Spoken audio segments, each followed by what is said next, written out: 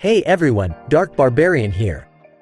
Welcome back to the channel where we build the ultimate Clash of Clans bases. Today, I've got an amazing TownHall 9 hybrid base design that's going to take your defense game to the next level.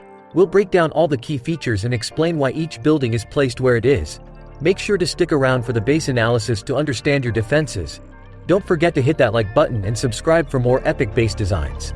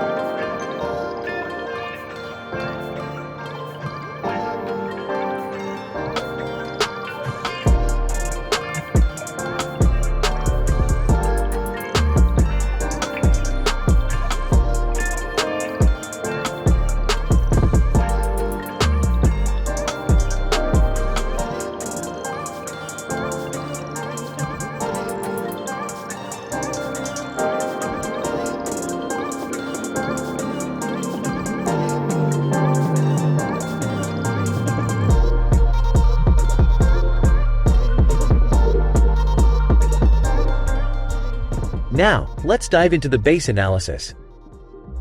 First up, let's focus on the Town Hall. We've strategically placed it in the heart of the base to ensure maximum protection. This central location is vital because the Town Hall is not only worth a valuable star but also contains a hefty amount of loot. Securing it in the middle makes it a tough target for attackers, safeguarding your resources and making it harder for them to score easy points. Moving on to the compartments, one of the standout features of this base is the abundance of these sections. By spreading compartments throughout the base, we create multiple layers of defense that slow down enemy troops significantly. This design forces attackers to break through several walls, which can be a real-time killer and troop drainer, especially for units like giants and golems. The strategic layout of these compartments ensures that enemy forces get tangled up, making it difficult for them to penetrate deep into the base. And when it comes to defenses, they're strategically positioned to cover the entire base, making it a fortress from every direction. Now let's discuss the mortar placement. We've strategically positioned the mortars in the outer compartments of the base. This setup is designed to counter spam attacks like barch and mass goblins effectively. The mortars cover almost the entire base, except for the core, which doesn't need their coverage since low hit point troops rarely make it that far. By placing the mortars this way, we ensure they can maximize their splash damage and protect against swarms of enemy troops.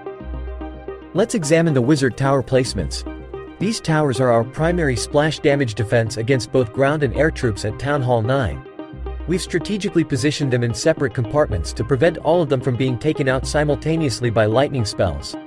This separation not only enhances their survivability but also ensures comprehensive splash damage coverage. By carefully placing them, we've created a defense network that protects the core's key defenses while also safeguarding the outer perimeter against enemy attacks. Archer towers are strategically positioned to cover the entire base, ensuring solid protection against air attacks from all directions. Next up are the air defenses. We've placed them in separate compartments to prevent them from being taken out by a single lightning spell strike. Air defenses cover a large portion of the base, and these air defenses are paired with air sweepers to create a formidable barrier against aerial assaults. This setup is particularly effective against powerful air attacks like lava loons and mass dragons, ensuring that our base remains resilient and well protected from above. Let's focus on the bomb towers and the Barbarian King. The bomb towers are strategically positioned to defend against ground-based attacks. Their splash damage is crucial for taking out groups of hogs. We've also placed the Barbarian King near the core to bolster the defense against these incoming hog armies. This setup ensures a strong defensive line that disrupts and neutralizes hog rider strategies, particularly approaching from the 7 o'clock direction, keeping our base secure from this attack vector. Cannons are placed in the remaining spaces across the whole base, provide a great balance to the base, helping it defend effectively against armies that come in for ground attacks. Now, coming to the storages, they are placed in different compartments. Unlike the bases you usually see where most of the storages are placed in a single compartment. Each storage is placed in a different compartment. That means the opponent has to take out the whole base in order to get all the loot. We've also placed the storages alternatively, so that even if the opponent takes out this portion of the base, we don't lose all the storages of the same kind of resources. For example, if we put all the gold storages on this side of the base, the attacker can take almost all your gold just by taking out this portion of the base. And if we are losing the loot, it's better to lose it in a balanced way rather than losing all the loot of one kind of resource. So to avoid that, we place them alternatively, just like our base. The dark elixir storage is well protected in the compartment in the core of the base, so it's quite well protected.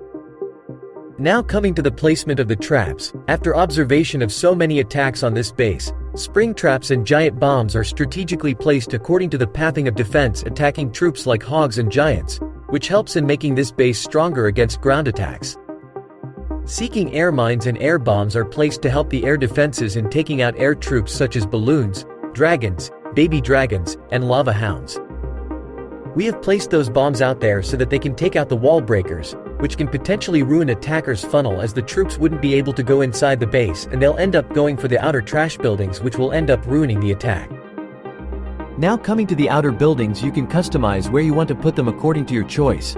If you are quite active and play regularly, you can spread them out more to make the funnel trickier, as you wouldn't have to worry about people stealing your loot from outer collectors, as you'll be collecting loot from them regularly. But if you are not that active, you can do it the way I made it, as you won't have to worry about stealing your loot as they'll be in the range of defenses. It's up to you, just make sure you don't put the same type of collectors all together. Otherwise, the opponent will take all your loot in the collectors very easily. That's it for the base analysis. Even though the base itself is strong enough, having troops in your clan castle can help a lot, as clan castle troops will help you in wasting opponents' troops and time. Now go straight to the description. I've left a copy link for this base in the description, so that you can conveniently copy it. That concludes this video. I'll see you in the next one.